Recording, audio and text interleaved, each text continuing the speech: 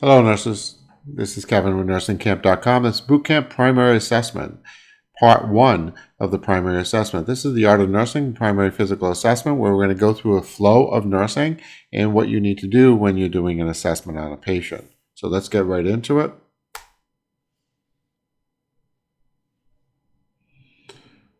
So the first thing first is that what's a primary assessment? It's the information you collect about your patient. It's a organized process in which that you assess your patient to gather data about what's going on with their different systems, cardiovascular, pulmonary, abdominal, and perfusion or blood flow to the organs. And this is considered chronic. It's considered chronic because you do this each and every time you assess your patient. Sometimes you do it twice a shift. Or you use this for admission assessments and also whenever you think that there might be something else that you need to find some information on. So the primary assessment is what you do each and every time on every single patient that you have. There is a thing called a secondary assessment. That assessment is what else do you need to know about your patient? Well, you get that question based on your primary assessment. So you always do your primary assessment first. And then if there is a situation where you want to evaluate further, then you go into your secondary assessment.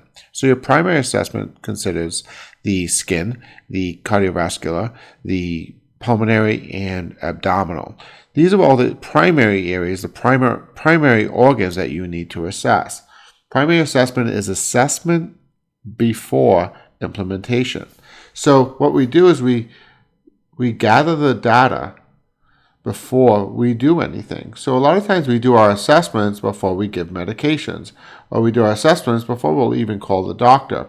So before we ever do something, we always assess.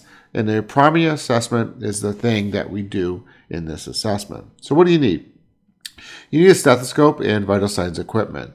So you'll notice right here that there's two types of stethoscopes. There's one with just the diaphragm. The diaphragm is the big piece right here. And then this is a double-sided stethoscope. You have a diaphragm on the bottom, and then you have the bell up on the top. The way that you turn this on and off is that you rotate the bell. So you either turn it this way or you turn it that way. And what happens is before you do your assessment, you tap. You tap the bottom of your diaphragm. If this is in your ears and this sounds loud, then the stethoscope is turned on. If you don't really hear it that loud, you can turn it and then tap again. So always prior to your assessment, you make sure that the diaphragm is the assessment part that you want on. In the acute assessment, we will turn this again, rotate it, and then this will turn in the top part, which is called the bell. And that is for acute assessments or secondary assessments. So for this purpose of this assessment, you are just using the diaphragm. If you have this one, then you'll just use that stethoscope. But in nursing school, we recommend you have a dual. And the reason that is that, see, some people just do blood pressures, and so they don't need to do a secondary assessment. So they're not nurses, they are technicians, or they are, working in the healthcare, as a CNA or something like that. They're not going to be doing any secondary assessments. They just might be doing some manual blood pressures where they would only need a diaphragm. And that's why you see two different types. Second thing is the machine. So this is an interesting assessment because we're going to incorporate the vital signs machine into this assessment. And that's different than just going in with your BP, coughing, doing your assessment that way. You could still do it that way, but for illustration of this course, we're going to be using this because you'll be on the floor and you'll be practicing your assessment to integrate the vital signs machine. All right, so let's get into it.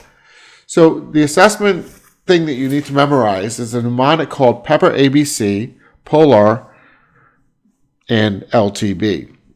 This is just a mnemonic. A mnemonic is a word that will help memorize what you need to know for this assessment. And that's the first step of this assessment, is memorizing this mnemonic. And once you know this mnemonic, you'll know everything that you'll be doing in the assessment, because we're going to walk through all these areas for this total assessment. Now, assessment flow, why do we do it this way? Well, assessment flow is based on you're doing the same thing over and over again. So because you're going to assess many patients and you're going to continually assess them and you're going to do it the same way. The reason you do it the same way is because you get in the habit of doing things, and if you get in the habit of doing things the same way, you start to feel and start to recognize differences when you see it in other patients. And so that assessment flow will basically start on this side. And we'll start right here, and we're going to flow around the patient. We're going to flow down, go up, assess here, and then assess around. And that's going to be the flow of nursing and the flow of this primary assessment. SHAML DC3.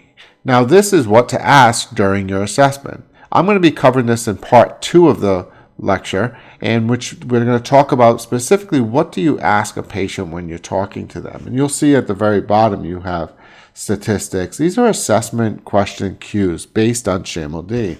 These are things that we'd be asking as we're going through the assessment. But the first part is we're just trying to let you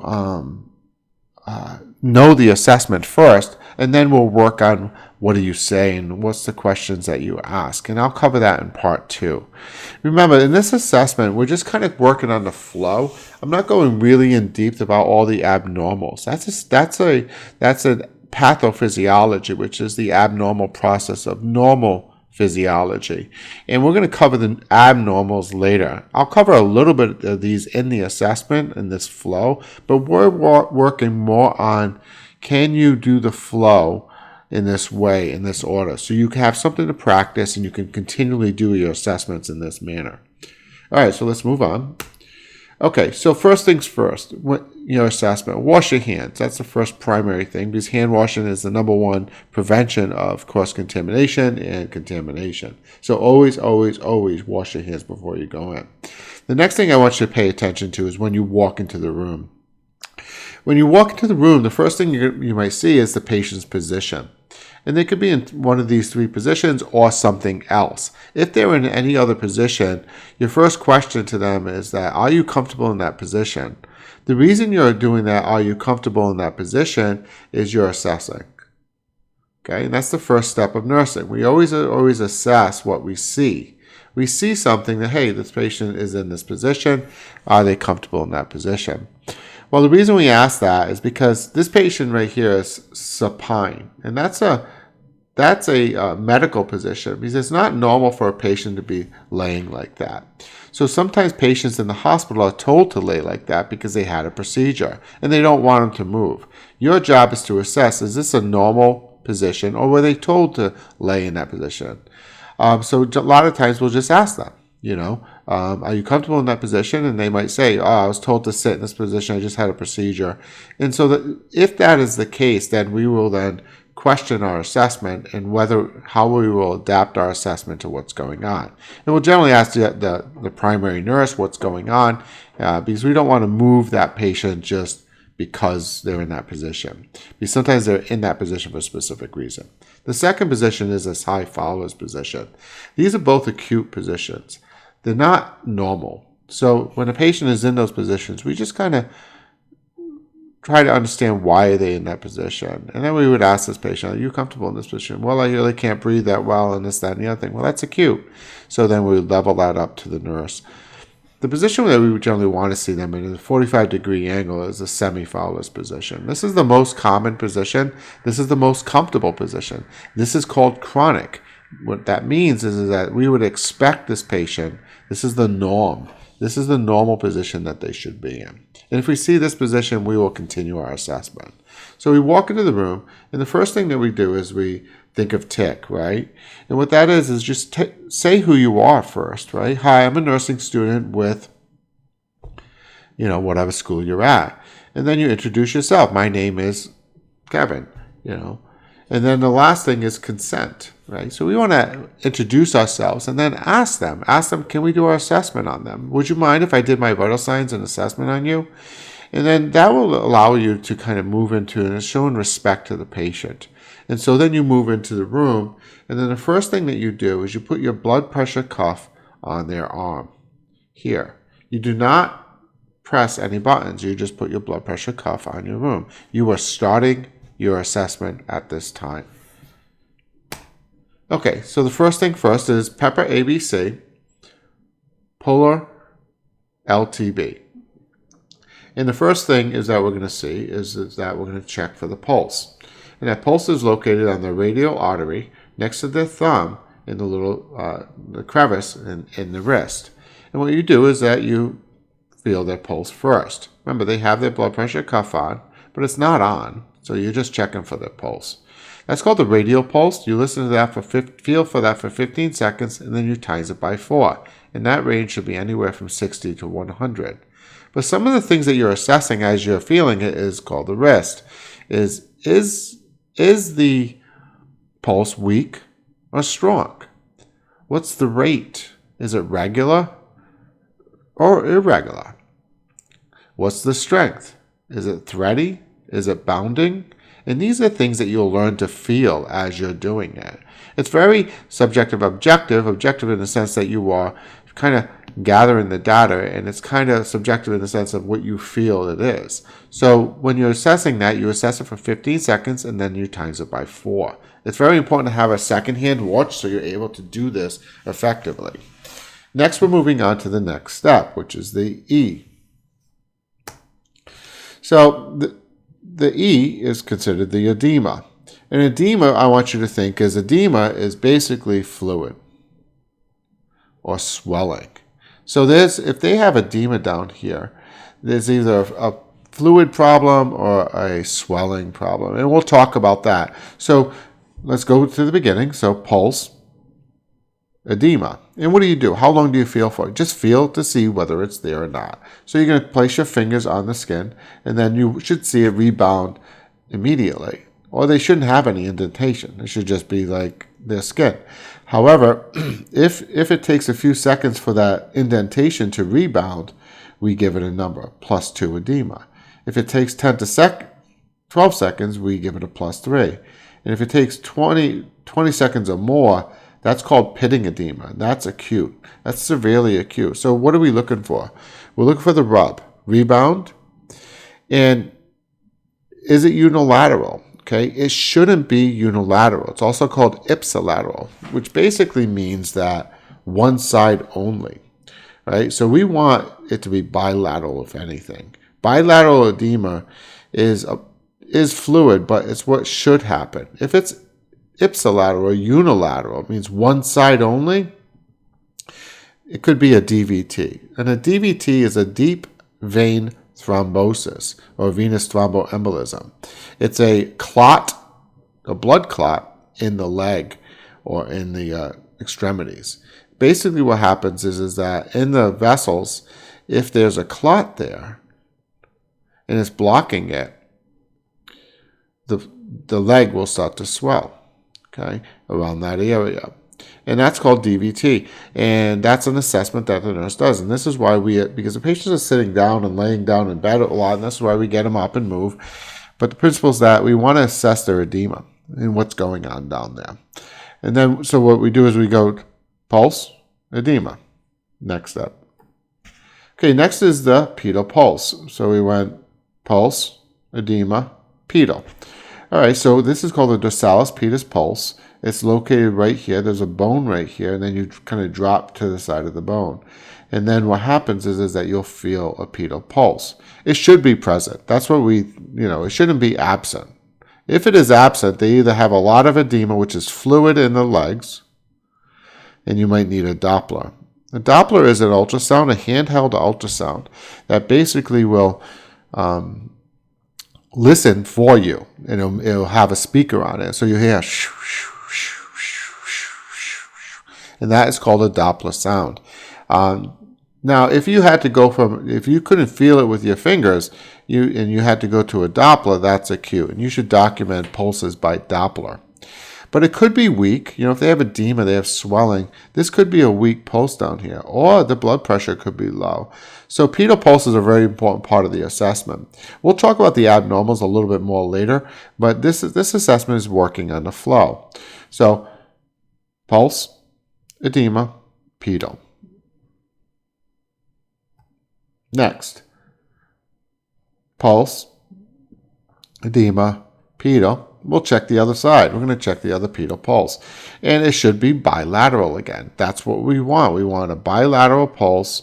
We don't want it to be absent. If it's absent or we can't feel it, we go to a Doppler. And if it is weak, what's their blood pressure like?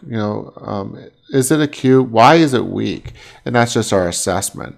And that would require us to do a secondary assessment on the patient. So we have pulse, edema, pedal, pedal, and we move on to the next section. Okay, that's called edema. So pulse, edema, pedal, pedal, edema. Now, I want to point out that as we're doing this assessment, you stay on one side. The nurse will stay on this side and then basically be reaching over and touching versus walking around the bed. You don't walk around the bed, you stay on one side on your primary assessment. Okay, so then we have our edema, and we're doing the same thing. Is it rebound? Is this side unilateral or is it bilateral? If I do see edema, I would want it to be bilateral because unilateral is definitely acute and we think DVT. So it's definitely a red flag for the acute situation. Next is the next part of the cardiovascular assessment is the other pulse. So we have pedal, we have edema. I said pedal. We have radial, edema, pedal, pedal, edema, radial. So we're going to feel the radial pulse on the other side, only for about 5 seconds. After 5 seconds, we're going to grab the other wrist over here and see, is it bilateral? And at the same time, we're going to feel both pulses. And we should see them as regular and not irregular. And so are they still the same? If they are irregular, that would require a secondary acute assessment. All right, and we just feel it for it's there. We expect it to be there. If its pulse is over here, it should be over here. And we only feel for about 5 seconds. All right, we move on to the next part of the assessment. Okay, so we have pedal, edema. I said pedal again. Pulse, edema, pedal, pedal, edema, radial, 5 seconds, bilateral, apical. So apical pulse is our next pulse, right? So that's the point of maximal impulse, also called the PMI. This is the apex of the heart, and the apex of the heart is located, in the 5th intercostal space, mid-clavicular line. Mid-clavicular means these are intercostal spaces right here, and that's the intercostal spaces. And then the clavicular is the clavicle. So mid-clavicular line at the 5th intercostal space is where we're going to find this apex or apical pulse. All nurses will assess this apical pulse for 1 minute. Every single nurse, every single time, every single assessment, you listen for 1 minute. And what you're listening for is the valves closing. And that sound is called lub-dub. And it's the sound that we hear when the valves do close. Nurses call this S1, S2. So you should be memorizing that you're listening for S1, S2. You don't document lub-dub. You document positive S1, S2. What that means is that these valves, tricuspid and mitral of the S1, are closing at the same time. And then the aortic and pulmonic are closing at the same time. That would be S2. We just call it lub-dub, but really what it is the tricuspid and mitral and the aortic and pulmonic valves. We always count this for 1 minute. And the reason you need to know S1, S2 because there's also S3, S4 when we talk about the acute assessment. So let's listen to some heart sounds.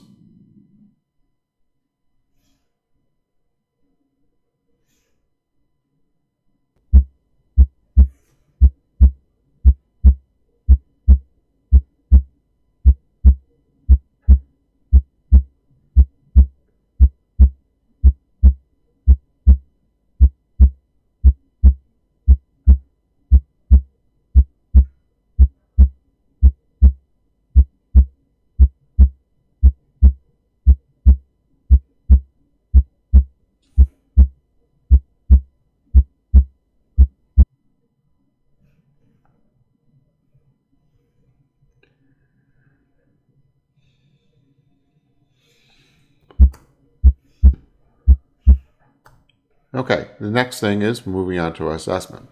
All right, so like I said before, on the heart sounds on the lub-dub, the S1, S2, you might hear some variant difference. That's just a basic understanding. Listen to your own heart, when you do your assessment. Just go to your fifth intercostal space on your body and take your stethoscope and listen.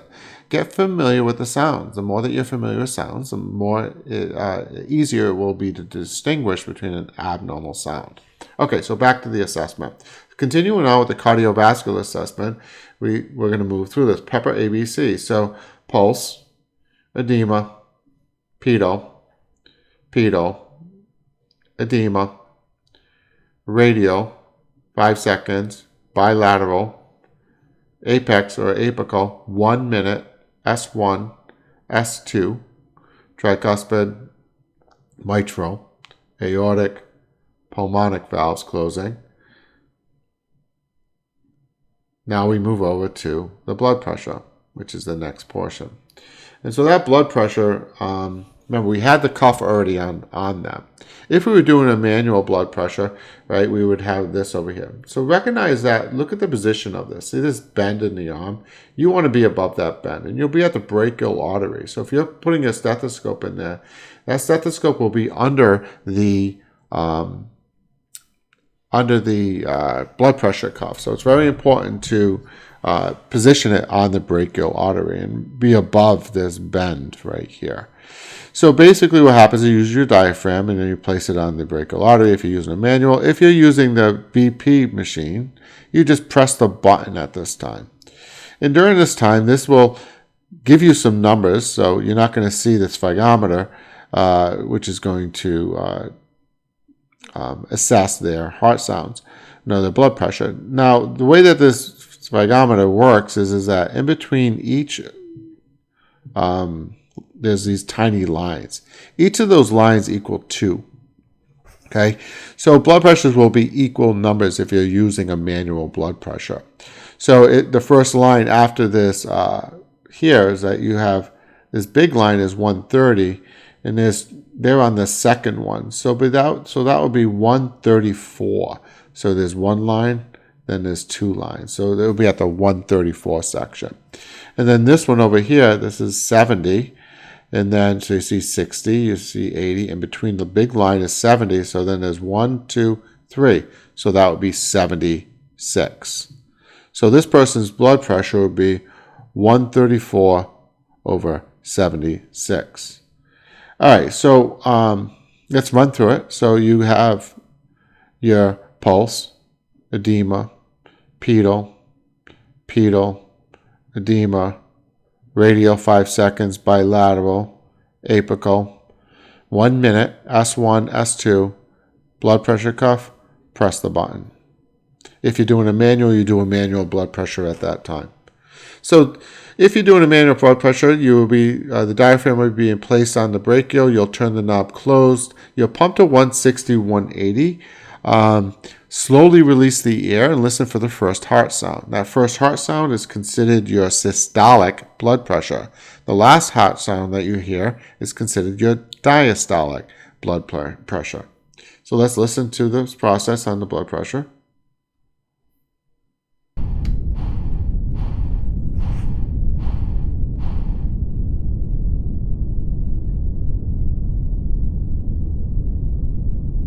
And you're going to listen to the first sound. That will be the systolic.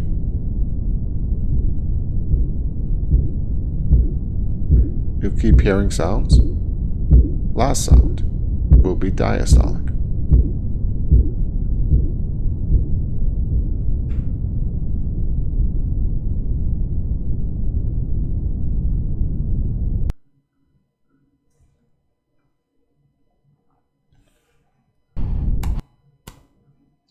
All right, so finishing up on the cardiovascular assessment, we are going to talk about capillary refill. And capillary refill is, capillary refill is an assessment that it's assessing for dehydration and perfusion or bleeding or something like that. So it's important to know because it is part of the cardiovascular system. So basically what happens is that you gently press on the fingernails, the nail beds, and you see for 5 seconds, and then after you release, and the blood flow should return right back to the fingernail. And it should go from like blanched or white or, doesn't look like there's any perfusion in it to blood coming back. And that's a normal finding, and that's what you expect. The second one is you flip the hand over and you check their pads of their fingers. And the pads of the fingers are the same thing. So, if you have a question that they're dehydrated or not, this will allow you to assess whether or not they are perfusing or their blood flow is adequate enough to meet the demands of the body. And so that blood, that white or that blanching of the fingers should return to regular within 2 to 3 seconds. If it's greater than 3 seconds, that is acute, and you need a secondary acute assessment. So let's run through it. So pulse, edema, pedal, edema, radial, 5 seconds, bilateral, regular, irregular, apical, 1 minute, S1, S2, S1, tricuspid, mitral, valves closing, S2, aortic, pulmonic, valves closing. Move over to the blood pressure cuff, press the button, take the reading, check cap refill. And now we've completed our cardiac assessment, and we're going to move to the next assessment, which is considered the pulmonary assessment. Okay, so first things first is we grab our pulse oximetry from the machine and we place it on there. And then we document the reading, and that should be anywhere from 95 to 100%. And that's called your SpO2, or your pulse ox, or pulse oximetry. And that's it. You want to make sure that there's no fingernail polish or anything like that on them to assess that. If there is, you want to put it on a different finger. Okay, so let's run through it. So pulse, edema, pedal, edema, radial. 5 seconds. Check for regularity between the two. Then the apical. 1 minute, S1, S2. Blood pressure, press the blood pressure cuff. Document. Then you are going to check for cap refill. Then you're going to place on the pulse ox. Then you're going to assess their lungs. And that's the next step. And we're going to be assessing the lungs on the anterior side. Okay, so the anterior side of the lung sounds. So now, interesting thing about the lung sounds is that you need to know these specific areas. Now, the specific areas is this is your tracheal sounds right here. Okay, and these are your vesicular areas right here, and then this is your bronchial sounds up here, which are also up here. So your bronchial sounds, and then you have your bronchial vesicular, which are right here, and then your vesicular is just right here. So it's important to know these general areas because this is how we document our assessment. And intercostal spaces are, lung sounds are 8 is great on the front side, and that is 1456. So intercostal space is 1, 1, 4, 4, 5, 5, 6, 6. And you make this kind of butterfly positioning when you're doing it. And then you listen till you hear the lung sounds. You have them deep breath in, breathe out. And just let them breathe normally. Okay, and you're going to be using the diaphragm for this when you listen to lung sounds. Remember, you're using the diaphragm for all of this assessment. So you're not using the bell, always the diaphragm. Okay, so you do the zigzag pattern when you do it, and you listen to the intercostal spaces. That's the space in between the rib cages. Okay, so the next step. So let's move into this. So pulse, edema, pedal, edema, radial, 5 seconds, bilateral, apex, blood pressure, press the button, cap refill, place the pulse ox on, assess the lung sounds, 1, 1, 4, 4, 5, 5, 6, 6. Okay, and now the next part, assess for pain. Okay, the reason we're assessing for pain is we're going to move this patient to sit up. And you want to basically ask them, are they in any pain? Because if you're going to be moving them up, they're going to be in pain by doing that. And if they are, then you're going to reassess your assessment. You'll validate and maybe base your assessment and level it up to try to figure out whether they can tolerate movement. So again, you're looking at the patient. What do they look like when you start? And then are they in the semi-follows? If they're in the semi-follows, they'll most likely be okay, but you still want to ask them, hey, are you in any pain? And that scale is 1 to 10. All right, and then 10 being the worst pain, and then 1 being the least pain. And that's another scale. That's the assessment scale. We'll cover that in the other parts of these lectures.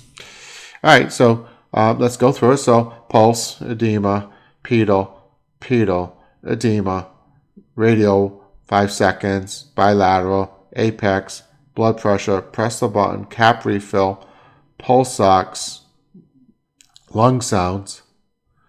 Are you in any pain? Okay, and if they're not in any pain, we are now going to sit them up to the next part of the assessment. Okay, we're going to talk about the posterior sides. This is wrong. So posterior, which is the back. Posterior lung sounds. Okay, so there are 10 lung sounds on the back. So 1, 3, 5, 66. And there are 8 on the front. 1, 4, 5, 6. And then, so the same thing, but I want you to notice here is that, there's only vesicular sounds on the back and bronchiovesicular. So there's no tracheal and there's no bronchial sounds, because the lungs to the back are generally they expand out back. So they're kind of like a V. And, so when you listen to these lung sounds, you want to be right along the spine. And you'll see that it's 1, 1, 3, 3, 5, 5, 6, 6, 6, 6. So it's important to note, see, first intercostal space here, third. And you're going to be going like this as you're listening, okay? And so you'll just basically listen to lung sounds. Are they clear? Are they not? And then it's interesting to point out at the 5th intercostal space, the 6th, we are moving along the 6th intercostal space. And that's because you can see right here, these lungs kind of move out. And that's the way you listen to lung sounds, so out this way. It's important to note you are not on the scapula, okay? You are running down the spine and moving down. So you want to be paying attention to this landmark. You should not be doing lung sounds over here because you can't hear through a scapula. You have to be on the spine. If you look right here, these intercostal spaces are close to the spine and not on the scapula. All right, so we count respirations for 30 seconds if they're generally normal, and then we times that by 2. So we listen to their lung sounds, and then we count our respirations for 30 seconds, and then we times it by 2. If we feel they're abnormal, and this is important to notice, is that if you think that they're breathing fast or anything like that, you count it for 1 whole minute, right, to really evaluate that assessment. All right, so let's move through it again. So pulse, edema, pedal, edema, radial, 5 seconds, bilateral, apex, blood pressure, press the button, cap refill, fingernails, pads, pulse ox, lung sounds on the front, assessment, are you in any pain, sit them up, lung sounds on the back, 1, 1, 3, 3, 5, 5, 6, 6, 6, 6, and count respirations in the next part of the assessment. Next part of the assessment is called the temperature, the oral temperature. And I want you to notice that we place the temperature in the back of the buccal area of under the tongue. And what that is that's where you're going to get the most accurate temperature. And that's why it's very important to recognize that there are some changes in where you put it in the mouth. So make sure it's in the back of the tongue. Okay, so these are called heat pockets. Let's place the thermometer here. Okay, so that thermometer is on your blood pressure cuff. So you take the thermometer, you put the sheath on it, and then you place it in there.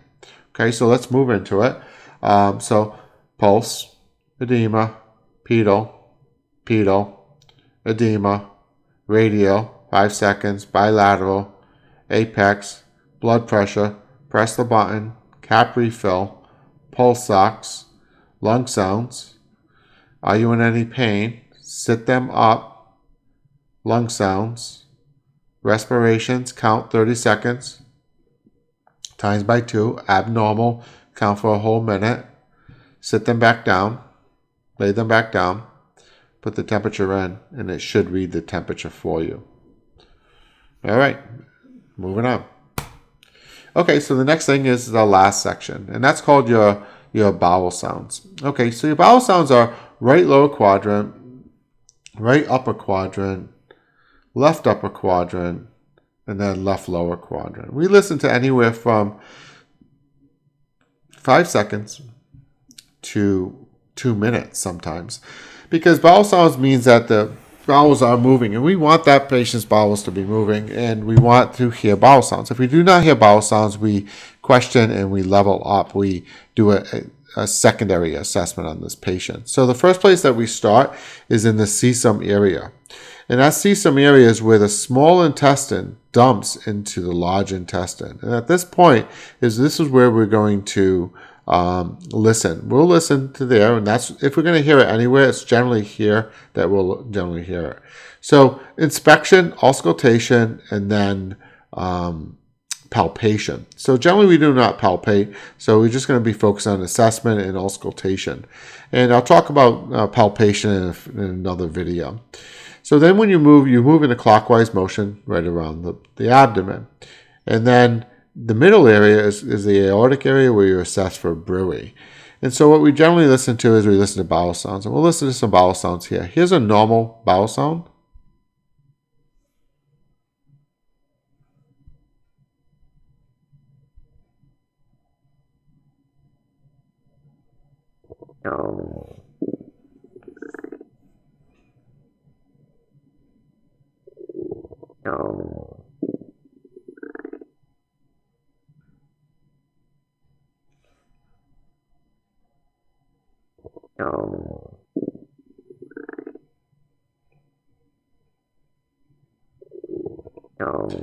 And here is a sound of an aortic bruit, which is in the center part of the stomach. This is an abnormal sound. We assess for it. If we hear it, we look to see if it's been documented, somebody's recognized it before, or if not, we then will notify the provider that we heard some sounds there that are abnormal. If you're working with a nurse, you would point that out to the nurse.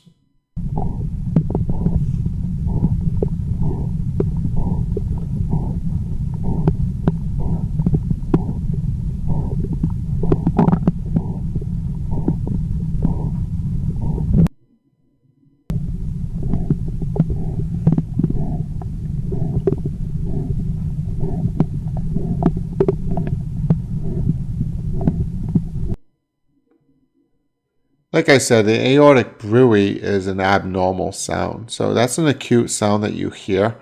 That's why we don't palpate. You never ever palpate a bruit, especially on the abdomen. So you listen first, always. All right, so let's roll through it. So Pepper ABC, which is our cardiovascular. Okay, so pulse, right? So 15 seconds times 4. Edema. Checking for edema. Bilateral, ipsilateral, is it there? Is it rebound? Down to the pedal, the other pedal, edema. To the radial, 5 seconds. Bilateral, is it equal? Then over to the apex or apical, 1 whole minute for S1, S2. And then blood pressure, press the button, cap refill, and then we move on to a pulmonary assessment. We put the pulse ox on. We assess their lung sounds. We assess for pain before we move them to sit up. Once we have them sit up, we listen to their back and lung sounds. Then we count respirations, 30 seconds times 2. If abnormal, you count for 1 minute. We sit them back down. We put the temperature in. We grab from here. We put the temperature in. We document. And then we listen to bowel sounds. Right lower quadrant. Right upper quadrant, left upper quadrant, left lower quadrant, and we listen in the aortic area for any bruits, abnormalities. And then we move on.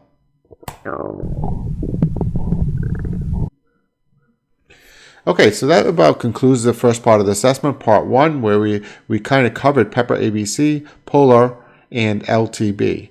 So memorization of this mnemonic will help you understand and kind of go through the flow. We're doing everything we need to do to assess these primary organs. The major issues that could be complications with the patient. These are incorporated with vital signs, so that the vital sign machine can be utilized while doing this assessment. So we're going to run through it one more time, and then we'll conclude, and then we'll go into what do you say to your patient. All right, so Pepper ABC. So this is our cardiovascular system. So pulse, right? Pulse 15 seconds times 4. Edema, pedal, edema, radial, 5 seconds, bilateral, apex, 1 minute, blood pressure, press the button, cap refill, pulse ox, lung sounds. Are you in any pain? Before you sit them up, back, lung sounds. Then respirations, 30 times 2, 1 minute if you think they are abnormal. Then you sit them back down. You put your temperature under their tongue in the back. Then listen to bowel sounds. Right lower quadrant, right upper quadrant, left upper quadrant, left lower quadrant, and the aortic area. And then that about concludes your total primary assessment of your patient. We'll talk more about the abnormals and other things, but I just want you to work in the flow.